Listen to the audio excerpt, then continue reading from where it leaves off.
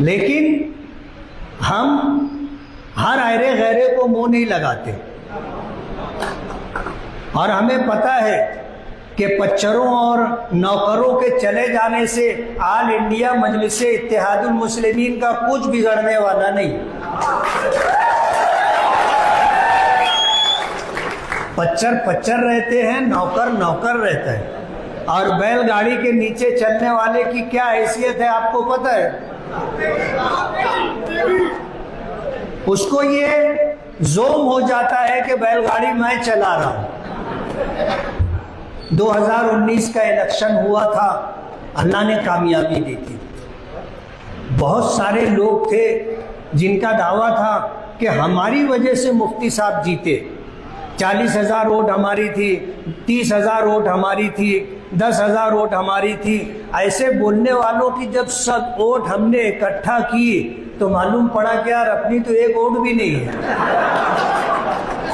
अपनी तो एक वोट भी नहीं है। फिर उन्होंने ये तय किया कि अब ये 2024 का इलेक्शन हम इनको हराएंगे। हमने जिताया था 19 का इलेक्शन, हम 2024 का इलेक्शन हरवाएंगे, ये उनका दावा था।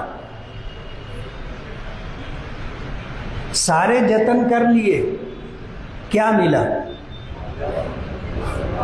मैंने अबू आसिम आज़मी साहब, हमारे अच्छे ताल्लुकात हैं, उनसे ये बात कही थी कि आप मुझे हराने के लिए आपने मालेगांव के अंदर प्रोग्राम बनाया है, और जिनको आप उम्मीदवारी देना चाहते हो, मैं आपको ये बताना चाहता हूँ, अगर uन्होंने 10,000 वोट ले लिया तो मैं आपके घर सलाम करने आऊँगा।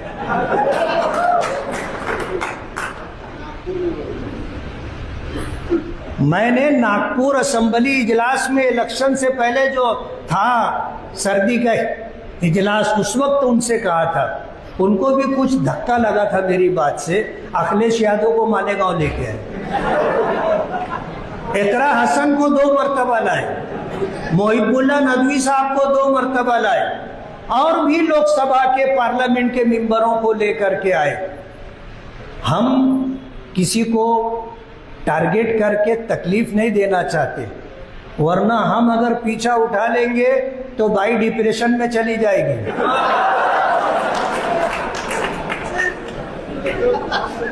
समझ रहे हो आप? बोले अगर हमको 1 लाख वोट मिलेगी और अगर 50,000 वोट मिली तो हम समझेंगे कि सियासी तौर पर हम हार गए। आप देख लो 10,000 वोट भी नहीं मिले, और जब से थोड़ा पर्दे से वो गायब भी है। मैं तो बोलता हूँ इस मौलाना का कोई इलाज करो, कोई फुकझारवा जटाजीर को लाओ, इसको बड़ा कोई खप्पीस लगा, और नहीं तो यही बयान अतर अशरफी देगा कि तुमने कहा है, और अगर मैं झूठ बोल रहा हूँ तो मेरी बीवी को 3 तलाक और बगैर हलाला के निकालेंगे।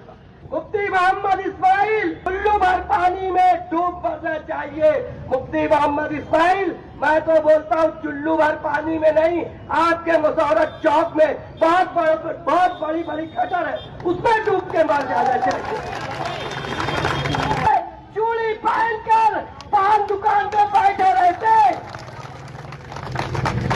तुम शहर को संभालोगे? हाँ, ये मुखलिस नहीं है, तुम मुखलिस हो तो बेगर बुलाए आ जाते। वो शख्स क्या शहर को संभालेगा जो अपने पार्टी सेक्रेटरी को नहीं संभाल पाया, वो शहर को क्या संभालेगा? जो अतर अशरफी जिसकी जय-जयकार करता था, एक मदरसे में उसने धोखा दिया है, वरना ये हल्फिया बयान दे उसी ईदगाह के मिंबर से कि अतर अशरफी को मदरसे के लिए धोखा दिया कि नहीं। हमने कभी ठेका नहीं मांगा, हमने कारपोरेशन का टिकट नहीं मांगा, हमने सिर्फ एक काम दिया था, वो तुम नहीं कर सकते। तुम क्या कौम मिल्लत को संभालोगे?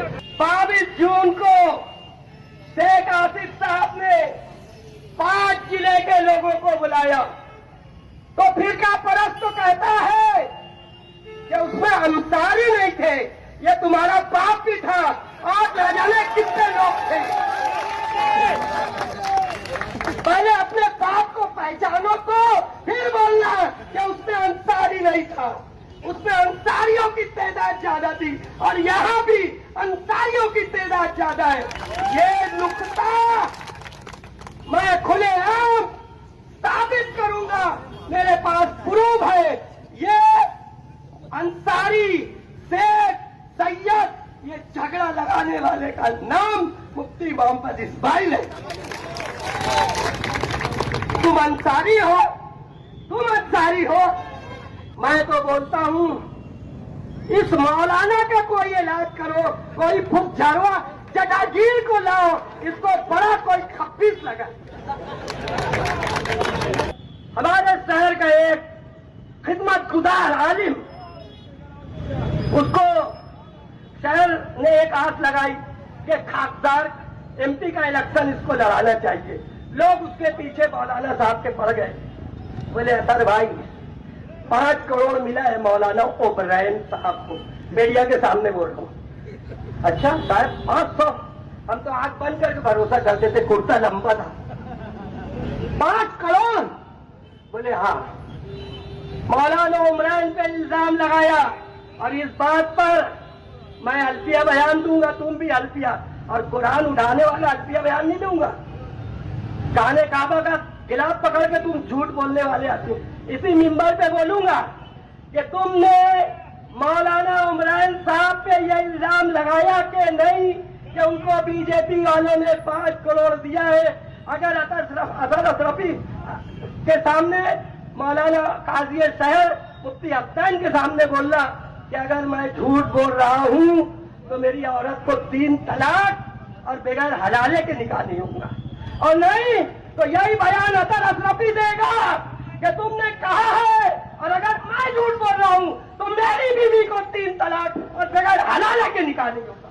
इस तरह का अल्फिया बयान तुमसे दिलाऊंगा मिंबर रसूल पर। फिर बोले वो क्या हुआ ना, शेख आसिफ भी घुस गया उसमें, तो 2 करोड़ वो ले लिया, 3 ही बचा। फिर एक लोग मेरा भतीजा एजाज बेग, बोले उसको 1 करोड़ मिला और 1 करोड़ मुस्तकीम को, इनके लगे 1 ही करोड़ बचा, इसलिए वो पीछे हट गए। ये मौलाना उमरान बिन से अजब नहीं होते, लेकिन हमारे इन उलमा को अल्लाह कब, मैं अब कुछ बोल नहीं सकता भैया, सारे उलमा मुत्तहिद हो जाए।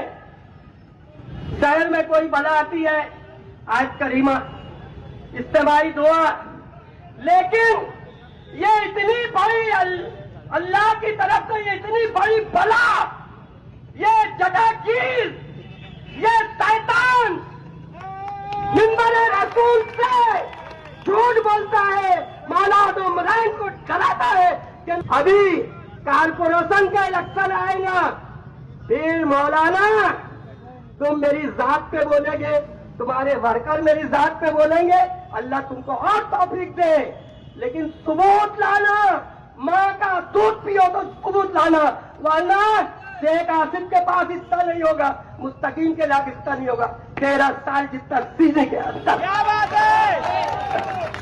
लेकिन शहर के हित में तुम्हारा एक कारनामा सबूत के साथ पेश करूंगा इंशाअल्लाह। कारपोरेशन का इलेक्शन आने दो।